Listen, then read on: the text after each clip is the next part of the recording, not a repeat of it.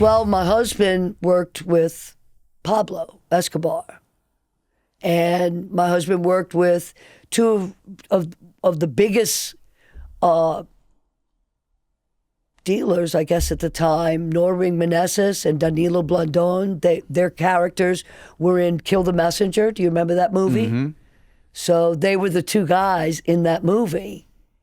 They used their real names in the movie. Norring Meneses, Danilo Blandon. They had worked for years with my husband.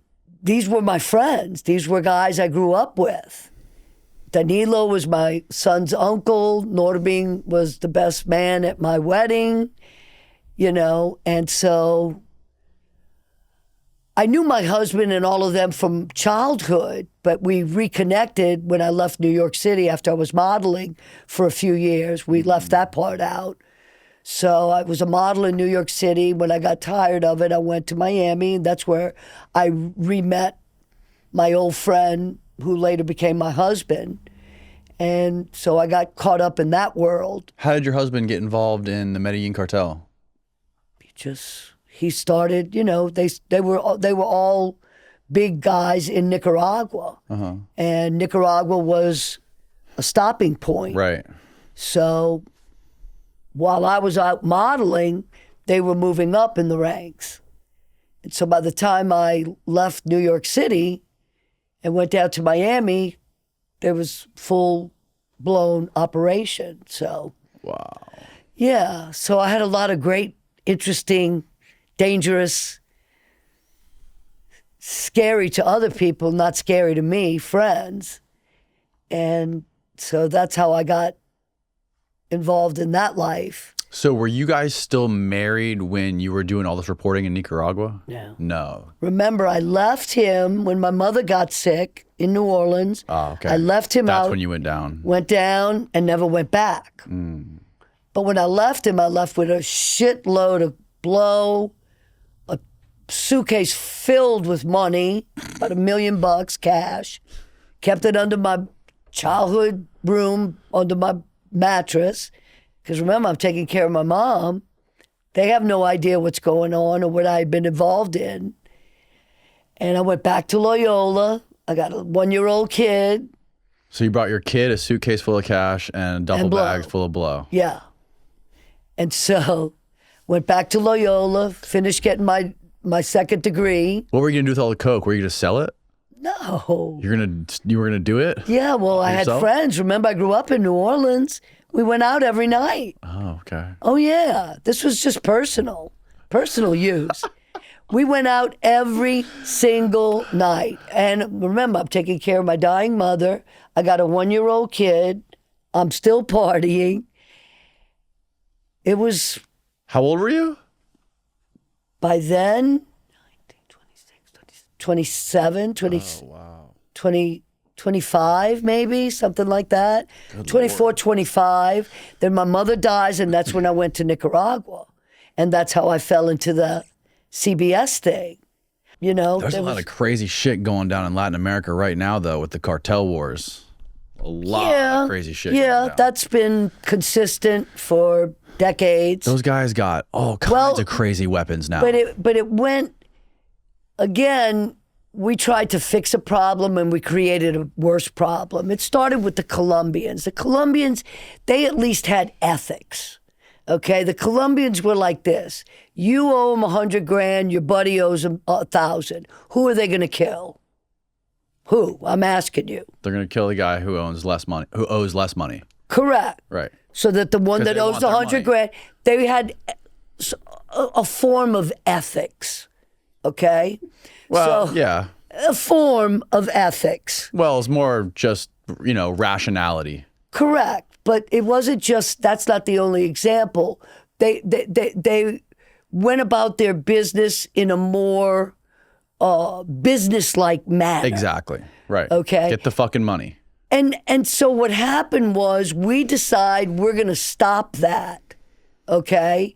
And so we stopping the Colombians, it just transferred all the shit to Mexico. Right. And these motherfuckers were ruthless, like you said. the weaponry. They don't give a shit about anybody. I'll kill you, your whole fucking family, your dog, everybody, you know? And so that was not the game part that I was in. I wasn't in with the Mexicans. It was Colombians. And the classy ones. The classy ones, yeah. The classy yeah, murderers. And the fact that I was a woman and I was at the table with these guys. And women are not at the table with these guys, you know. It's a guy run business. But I was like the little mascot, you know. I knew the big players. Pablo was at my wedding. Pablo Escobar was at your wedding? Yeah. And he gave me... Was he in the wedding? Not in the wedding, okay. but he did supply the party favors for the wedding. So I remember that was nice of him. Yeah, I flew in my girlfriend from New Orleans. We were grinding for 2 days, filling up 2 and 3 gram bottles as the party favor, you know, the favors when you walked in. Chipito Arias from Santana, the bongo player, he was the best man. Norbig Meneses was big player. He gave me away at the wedding. The wedding was at his house. So, yeah. So when people showed up to your wedding, like we gave them the gram bottle. They got a goodie bag with a 3 gram bottle, 2 gram, 3 gram bottles. You know, and did you at least label them with like the people's names? No, we just put bows on them. Because you know, at parties, you never know who's going to show up. Right. I thought like, because when you go to the reception, at least you sit down, you have your name there. No, we just put little bows on them. That's amazing. Yeah. And that was a wedding for the ages, for sure. There's a lot more to that wedding, but you'll hear it in the podcast. That's the relationship I had with these guys. They knew that they could trust me.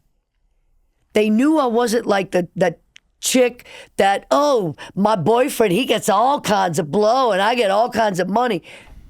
Big women have big mouths, big mouths. You wouldn't hear me say one peep about anybody to anybody. What was he like in person? I liked him, but I didn't know it was Pablo Escobar, the Pablo Escobar that we all know of now. He was just my friend, and we called him El Jefe, the boss. I didn't call him Pablo. I called him the boss, El Jefe. Oye, Jefe, pásame la mierda para acá. And he loved the shit out of me because I was pretty. I was really hot. He liked young hot women. But he never treated me that way. I was one of the guys, okay? And he always respected me. Here you go. He always respected me.